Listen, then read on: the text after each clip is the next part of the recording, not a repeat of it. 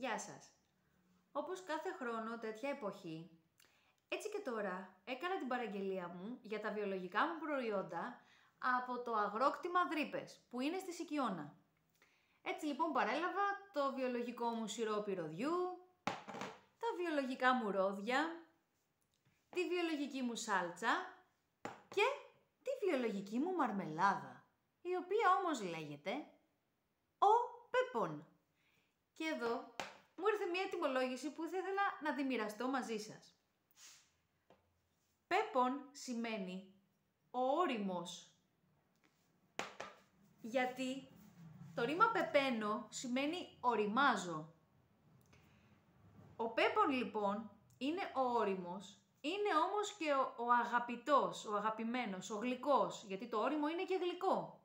Βλέπουμε λοιπόν και στον Όμηρο ο Κύκλοπας Πολύφημος να αποκαλεί το αγαπημένο του κρυαρί ο κρυέ Πέπον, αγαπημένο μου κρυέ. Όμως, επειδή κάποιος που είναι παραγινωμένος όριμος είναι και μαλθακός, μαλακός, κατέληξε η λέξη αυτή Πέπον να σημαίνει και αυτό, οι Πέπονες να είναι οι μαλθακοί. Από το πεπαίνω λοιπόν οριμάζω έχουμε φυσικά και το πεπόνι που τρώγεται μόνο όριμο για να είναι νόστιμο όπως όλα τα φρούτα και υδροπέπον, watermelon, είναι το καρπούζι στα αρχαία ελληνικά.